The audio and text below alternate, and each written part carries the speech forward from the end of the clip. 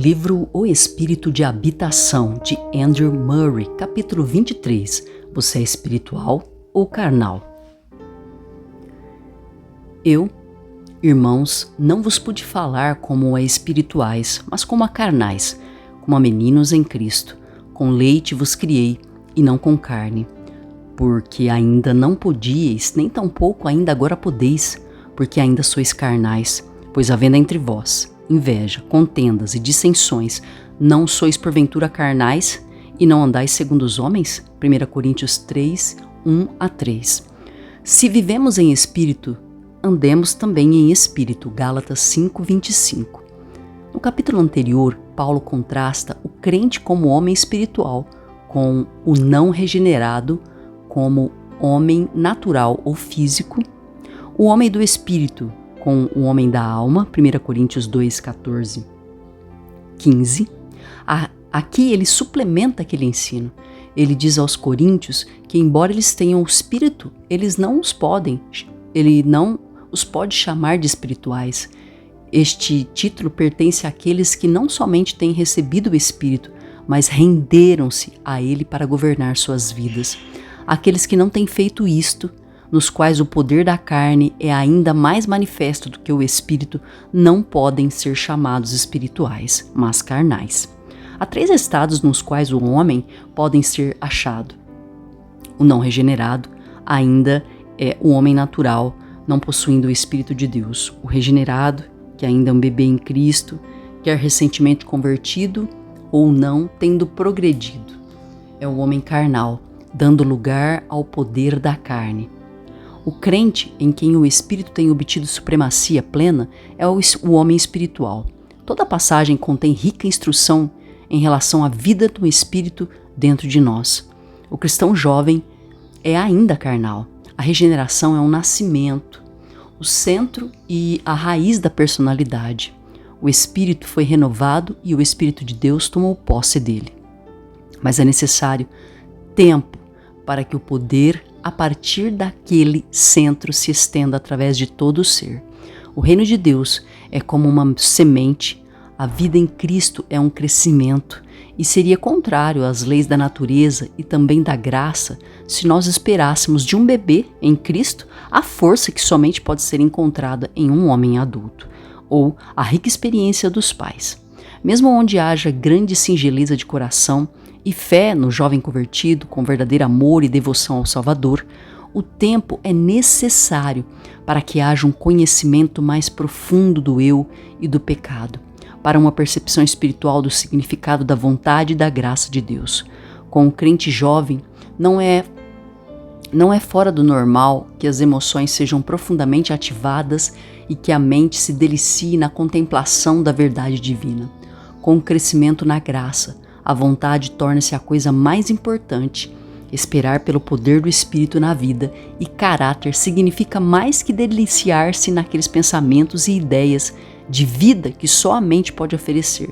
Nós não devemos nos admirar se o bebê em Cristo ainda é carnal. Muitos cristãos permanecem carnais. Deus não apenas nos chamou para crescer, mas proveu todas as condições e poderes necessários para o crescimento. E, além do mais, é um triste fato que existam muitos cristãos que, como os coríntios, permanecem bebês em Cristo, quando deveriam caminhar para a perfeição, atingindo a plena maturidade. Em alguns casos, a culpa está mais com a igreja e seus ensinos do que com o indivíduo.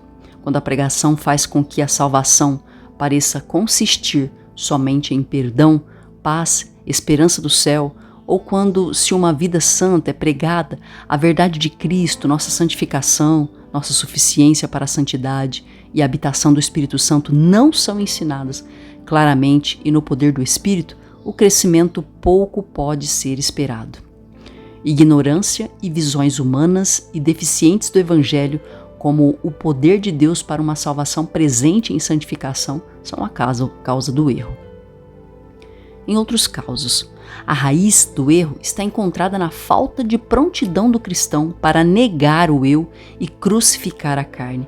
O chamado de Jesus para cada discípulo é para negar a si mesmo e tomar a sua cruz e segui-lo. O Espírito é dado só para os obedientes. Ele pode fazer sua obra somente naqueles que estão absolutamente prontos para sujeitar o eu à morte. Os pecados que provaram que os coríntios eram carnais foram ciúmes e contendas. Quando cristãos não são prontos para abandonar o pecado de egoísmo e vontade própria, quando, quer nos relacionamentos familiares, quer no âmbito maior da igreja e da vida pública, eles desejam manter a liberdade de dar lugar ou licença para sentimentos maus, de pronunciar seus próprios julgamentos e falar palavras que não são de amor perfeito, eles permanecem carnais.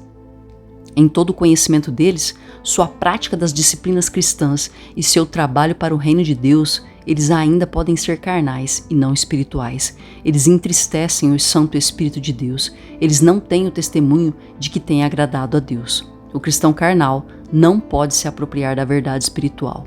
Paulo escreve aos Coríntios: leite vos dei a beber, não vos dei alimento sólido, pois não podia suportá-lo, e nem ainda agora podeis. Os coríntios se orgulhavam de sua sabedoria.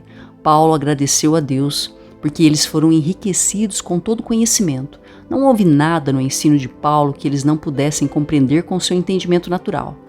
Mas o entrar espiritualmente na verdade e poder, tanto para possuí-la, quanto para ser possuído por ela, ter não somente os pensamentos, mas também a verdade que as palavras expressam, isto somente o Espírito Santo pode dar. Ele o dá apenas àqueles que têm uma mente espiritual. O ensino e a liderança do Espírito são dados aos obedientes e são precedidos pela condução do Espírito no mortificar os feitos do corpo. Veja Romanos 8, 13 e 14. O conhecimento espiritual não significa pensamento profundo, mas contato vivo, adentrando e sendo unido à verdade que está em Jesus. Uma realidade espiritual, uma existência substancial. Dentro de uma mente espiritual, o Espírito trabalha a verdade espiritual. Não é o poder do intelecto ou mesmo um ardente desejo de conhecer a verdade que equipa um homem para o ensino do Espírito. É uma vida rendida a Ele, em dependência e plena obediência. Para se tornar espiritual, que recebe a sabedoria e entendimento espiritual.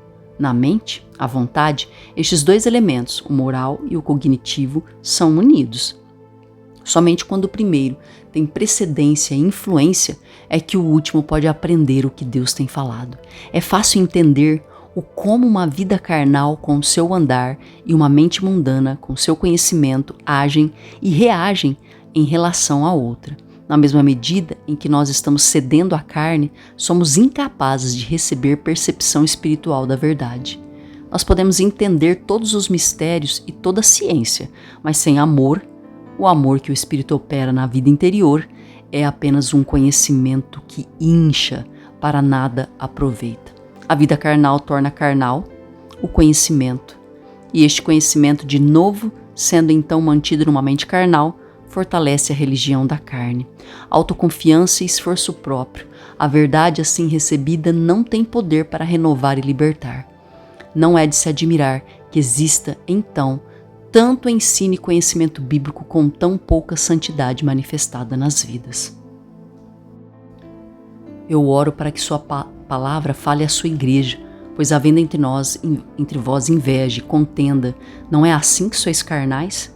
A menos que vivamos vidas espirituais cheias de humildade, amor e autossacrifício, a verdade espiritual, a verdade de Deus não pode penetrar ou nos ser proveitosa. Todo cristão é chamado por Deus para ser espiritual. Paulo reprova estes coríntios que há pouco foram tirados do paganismo, porque eles ainda não eram espirituais. O objetivo da redenção em Cristo é a remoção de toda barreira para que o Espírito de Deus possa tornar o coração e a vida de alguém um lar digno para Deus, que é o Espírito. Aquela redenção não foi um fracasso. O Espírito Santo desceu para inaugurar uma nova vida, ainda desconhecida, dispensação de sua vida e do poder interior.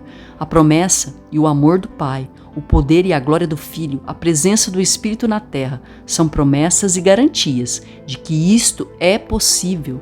Tão certo como um homem natural pode tornar-se um homem regenerado, assim pode um homem regenerado, que ainda é carnal, tornar-se espiritual. Porque então, isto não é sempre assim? Esta pergunta conduz-nos a insondável mistério da escolha que Deus nos deu de aceitar ou recusar a sua dádiva, ser fiel ou não à graça que Ele tem dado. Temos já falado daquele fracasso da parte da igreja quanto ao seu ensino deficiente da habitação interior e poder santificador do Espírito Santo no crente, e da parte dos crentes em sua falta de prontidão para abandonar tudo e permitir ao Espírito Santo tomar posse plena e tomar plena possessão deles. Vamos olhar novamente para o que as Escrituras ensinam sobre como tornar-se espiritual. É o Espírito Santo que faz o homem espiritual, mas somente quando o indivíduo está rendido a Ele, para ter todo o nosso ser permeado, influenciado e santificado pelo Espírito Santo, nós devemos primeiramente ter nosso espírito, alma, vontade, sentimentos e mente e corpo debaixo de seu controle, movidos e guiados por Ele. E isto torna o homem espiritual e é a sua marca. O primeiro passo no caminho para a verdadeira espiritualidade é a fé. Devemos buscar a viva e plena convicção de que o Espírito Santo está em nós, que Ele é o poder de Deus habitando e operando dentro de nós, que Ele é o representante de Jesus, tornando-o presente em nós como nosso Rei Redentor, poderoso para salvar. Na união de um santo temor e reverência ante a tremenda glória desta verdade, de um Deus que habita em nosso interior, com alegria singela e confiança de conhecê-lo como Paráclito, aquele que traz a divina e irrevogável presença de Cristo, este deve tornar-se o pensamento inspirador de nossas vidas. O Espírito Santo fez o seu lar dentro de nós. Nosso espírito é o seu bendito e oculto lugar de habitação.